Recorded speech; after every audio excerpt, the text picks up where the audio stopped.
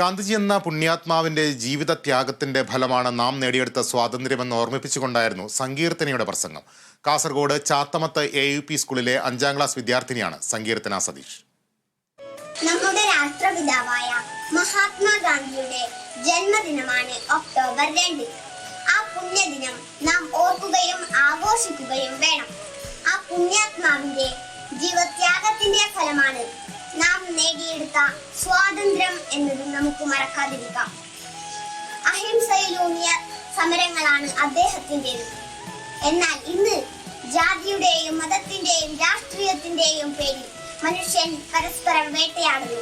നിങ്ങൾക്ക് എല്ലാവർക്കും ഗാന്ധി ജയന്തി ആശംസകൾ നേർന്നുകൊണ്ട് ഞാൻ എന്റെ വാക്കുകൾ നിർത്തുന്നു. ജയ് ഹിന്ദ്. എന്റെ ബാപ്പുജി കുഞ്ഞുങ്ങളുടെ പ്രസംഗം നിങ്ങൾക്കായി അവതരിപ്പിക്കുന്നത് കേരള വിഷൻ നവകേരള പ്ലാൻ വെറും 199 രൂപയ്ക്ക്.